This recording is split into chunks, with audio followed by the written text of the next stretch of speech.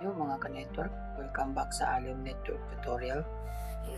Sa previous episode natin, nakita kung paano gumagana ang SSRP failover gamit ang IP SLA tracking sa real internet log natin. So, ngayon naman, pag-uusapan natin ang isang very common problem sa network. So, minsan, mapapansin natin na ang router ay nakakaping sa internet, halimbawa sa 888. Pero kapag PC na ang nagpiping, hindi na siya makalabas sa internet. So ang tanong, bakit may internet ang router pero wala ang PC? Sa episode na ito, papakita ko kung paano i-troubleshoot ang problem na ito gamit ang NAT. So log topology natin, makikita natin na pareho pa rin ang ginagamit natin sa previous episode.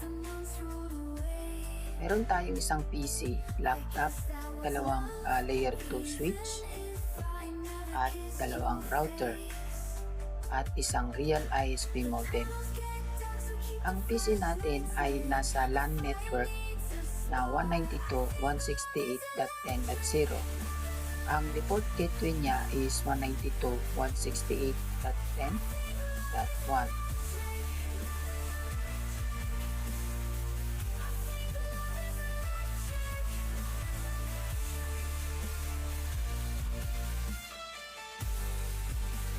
Ito ang SSRP gateway ng dalawang router. So, step 1, test tayo sa internet from a router. So una, subukan muna natin mag-ping mula sa router papuntang internet.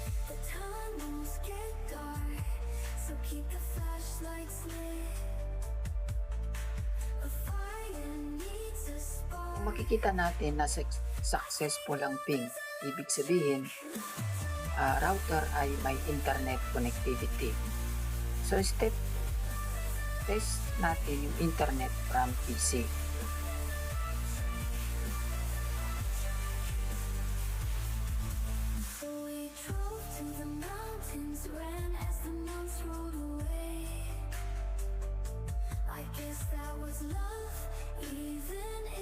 Kung makikita natin na hindi successful ang ping, ibig sabihin ang PC ay hindi makakalabas sa internet. Dito na tayo magsisimula ng troubleshooting. So step 3, check default gateway. Una, i-check natin kung tama ang gateway ng PC.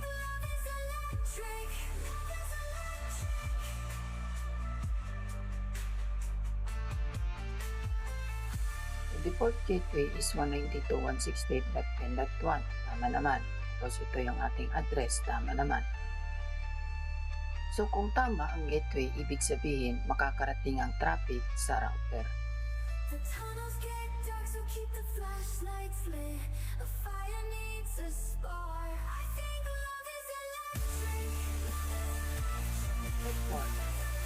Check NAT configuration.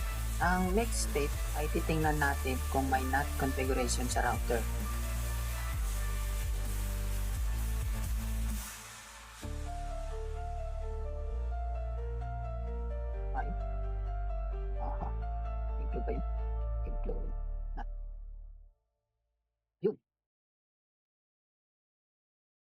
Dapat makita natin ang configuration na ito. So IP NAT inside source list 1 interface fast Ethernet overload. So tama naman, nakita natin. So IP NAT outside, pero parang may mali na kagad. So ibig sabihin, ang private IP natin ng LAN ay tinatranslate ng router papuntang public IP ng 1 interface. So check natin yung interface. So LAN interfaces, IP NAT inside. So parang meron na akong nakita dito. Dapat meron na tong inside.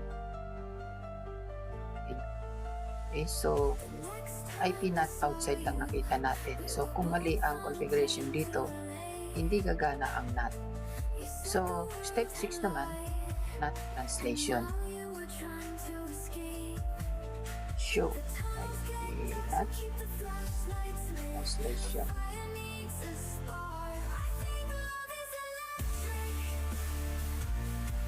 Okay? So, dapat may rule na katulad nito. So, access list. Titingnan naman natin sa access list. Access list. So, tama naman. Meron naman siyang access list.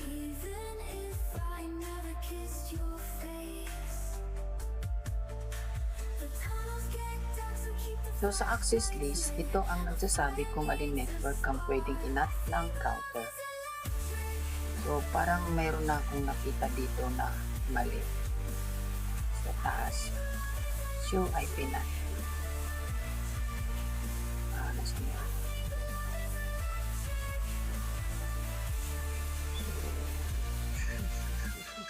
So, parang meron na akong nakita dyan.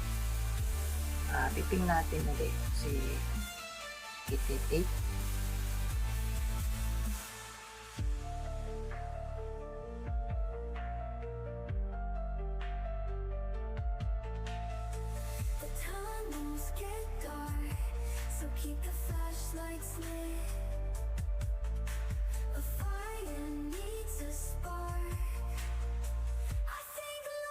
Gagawin natin, pasok tayo sa global config. Tingnan ko muna kung ano naman.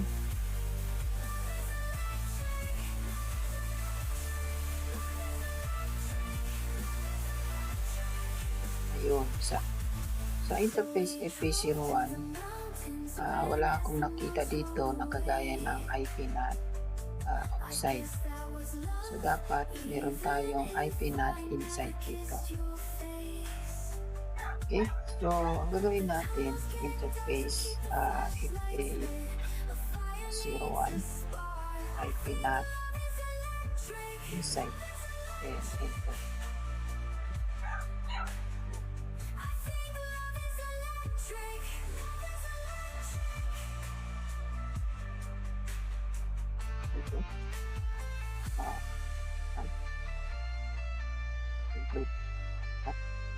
So yun, nakita natin kanina na outside lang meron. Ngayon meron na tayong inside. So ang gagawin natin, babalik ulit tayo sa kay 888. Up and down arrow.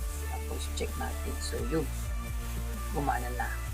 So makikita natin ngayon na successful na ang ping. So ibig sabihin gumagana na ang NAT translation ng router. Sa episode na ito, natutunan natin kung paano i-troubleshoot ang isang common problem kung saan may internet ang router pero walang internet ang PC. So ang mga bagay na kailangan natin i-check ay una, default gateway. Gateway ng PC. So NAT configuration, NAT inside at outside interfaces, NAT translation, access list na ginagamit ng NAT. Ito ang mga basic troubleshooting steps na ginagamit ng network engineers sa real network. So kung may natutunan kayo sa video na ito, don't forget to like and subscribe sa Alon Network Tutorial. Sa next episode naman, ipapakita natin kung paano i-design ang mas reliable enterprise edge network gamit ang dalawang routers at redundancy features. So maraming salamat mga ka-network at see you sa next episode.